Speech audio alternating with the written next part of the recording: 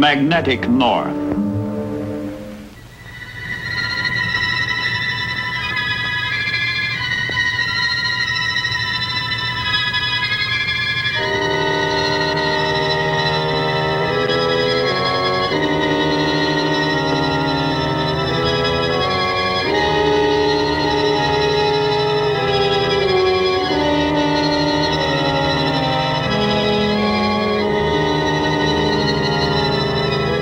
A few hours ago, and a few hours hence, over the vast, empty territory of Alaska, Americans fly tedious, repeated patrols. War has come to the wilderness, waste, void of the ultimate North.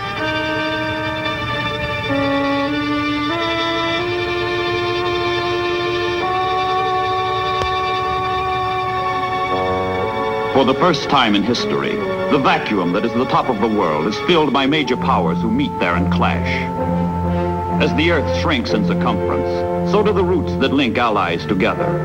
So do the avenues along which enemies attack. The links must be kept clear, the avenues defended.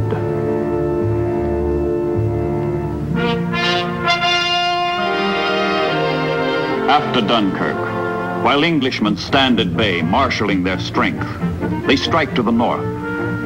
Under Lord Mountbatten, crack commando troops hit key enemy coastal positions with swift, ravaging raids in the ancient tradition of the Royal Navy, the tradition of Drake and Essex. In March of 1941, a commando force works its way through tortuous Arctic waters to stab at the Lofoten Islands off German-occupied Norway. Fish oil tanks, factories, and installations crucial to the enemy war machine are marked for destruction. The creed of the commandos? Plan thoroughly, strike boldly, retire swiftly.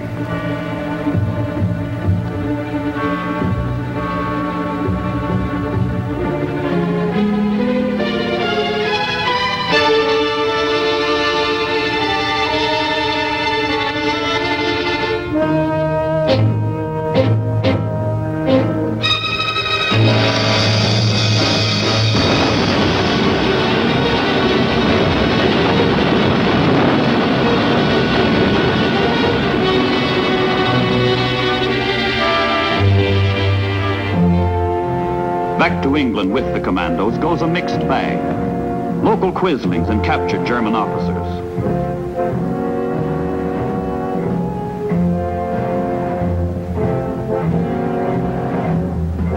And 350 Norwegian patriots dedicated to democracy's cause, the liberation of their country. Target, Spitsbergen. Ocean, the Arctic. Date, August 1941.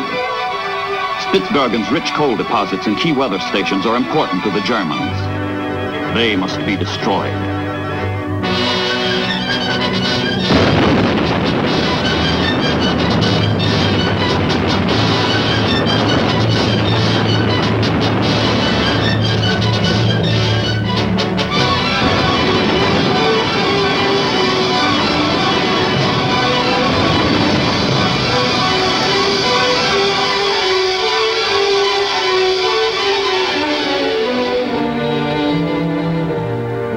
The magnetic North draws raids of increasing scope and violence.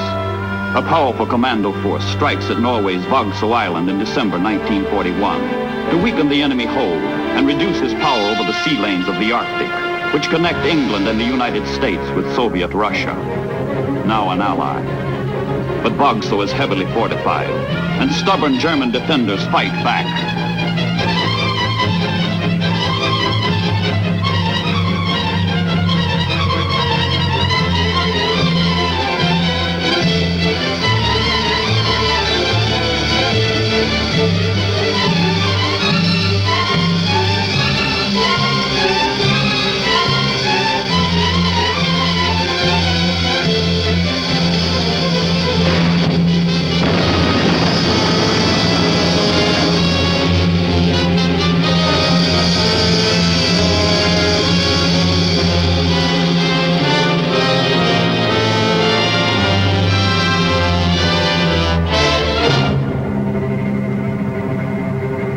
When the raid is over, 150 Germans are dead. More military installations wrecked. More patriots liberated. More Quislings captured. And the commandos head for home as their countrymen, together with the Americans, determined to get supplies to desperate Russia, no matter what the cost. An ally is in peril, and a lifeline is flung across the top of the world. It is the most expeditious way of feeding embattled Russia from democracy's arsenal. The shortest route. But for the pregnant ships, the grimmest, the harshest, the cruelest.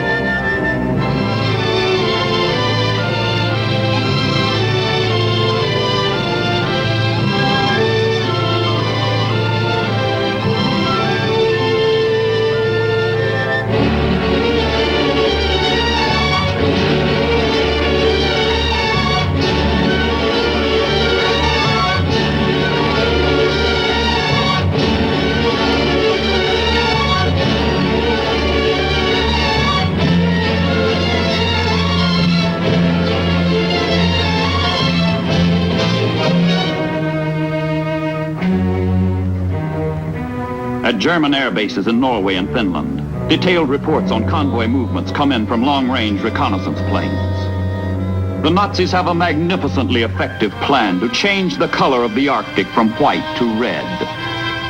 How? Slaughter. Slaughter. Slaughter.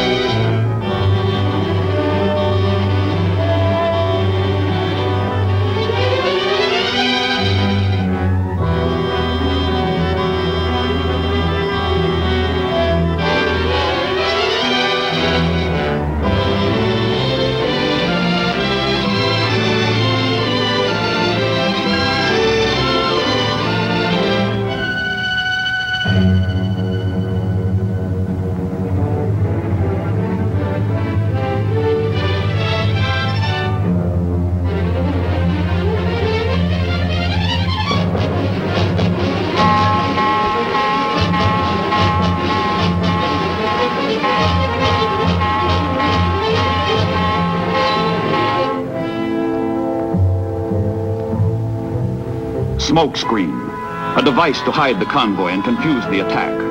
Any and all means of defense must be taken against the terror about to strike. High-level bombers and low-level bombers, torpedo planes and strafing planes, submarines, the entire holocaust of Nazi fury.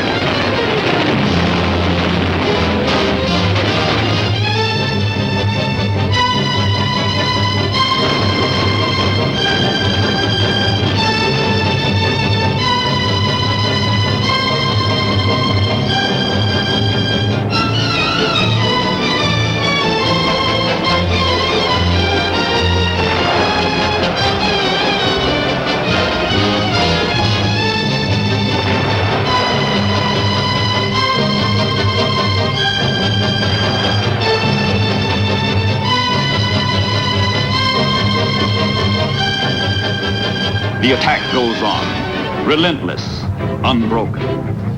But while the convoy reels under the slugging, more death is on the way. The German surface fleet lurks in hidden Norwegian fjords, waiting to smother any surviving Allied ships.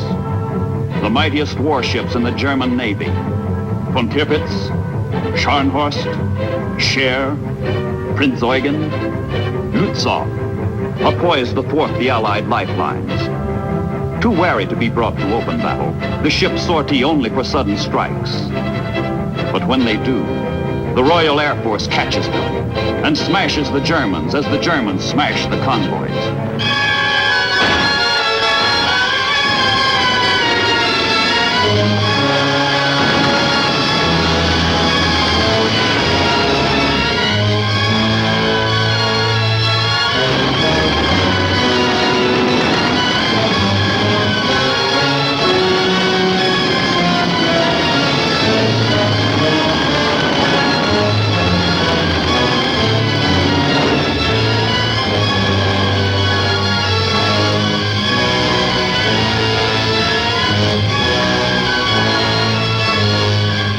Now the Germans reel in the seesaw struggle for the Arctic, but the Murmansk's convoys come close to full disaster.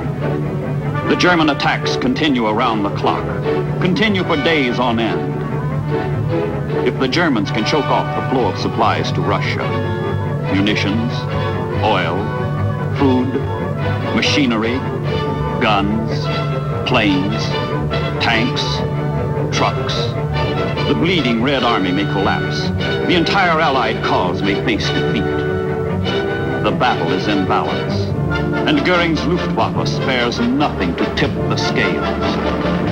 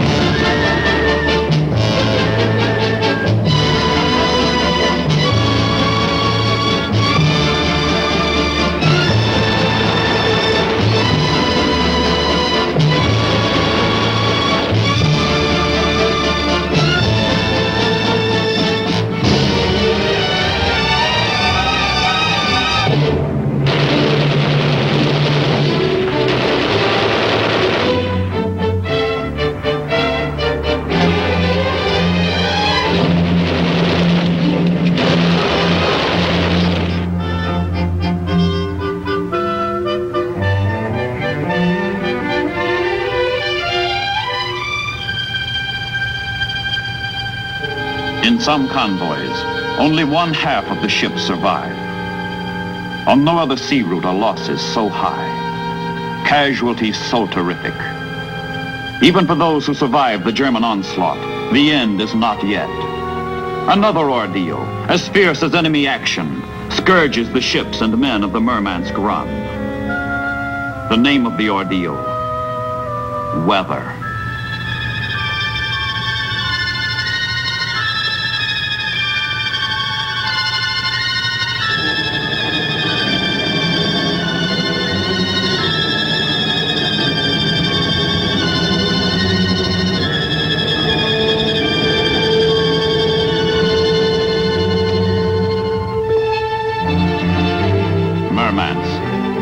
The goal.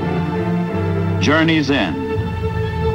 Through its ice-free harbor pour many thousand tons of Allied supplies that sustain a friend whose call for help we are pledged to answer. Here American, British, and Canadian seamen make their proudest boast. Despite Nazi hell and Arctic high water, we deliver the goods. The goods that bolster Russia in her darkest hour and help stem the German hordes at Stalingrad.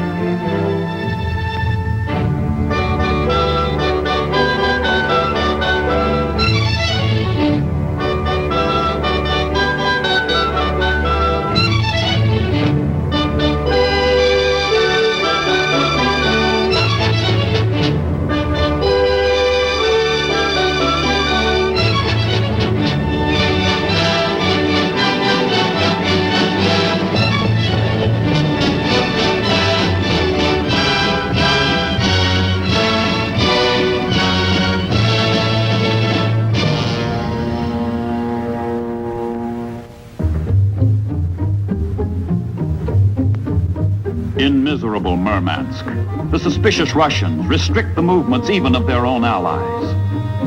But sometimes surviving Allied sailors meet Russian seamen as friends, as comrades in arms.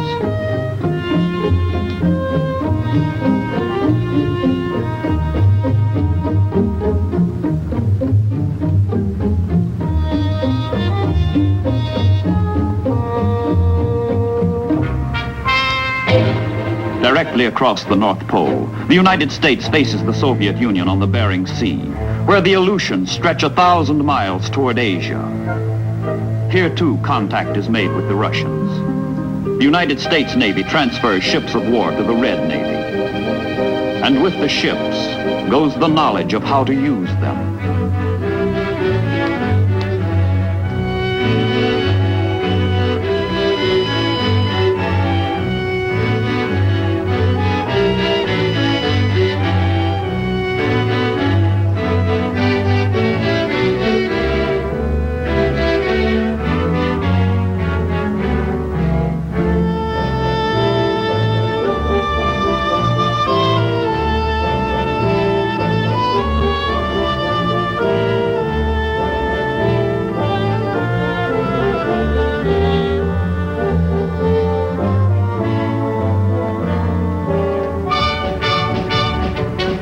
Speeches, ceremony, full dress formality attend the transfer of the warships from one flag to the other. The stars and stripes give way to the hammer and sickle. But the rising sun also flies in these waters, and the Japanese prepare to plant it here permanently.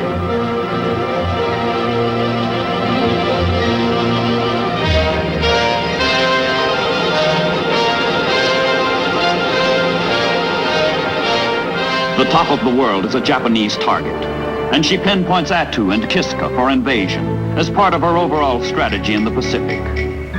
The Aleutian Islands are to be the northern anchor of Japan's oceanic defense line. While the Imperial Japanese Navy hits tropical Midway, a mole force splits off from the main body of the fleet.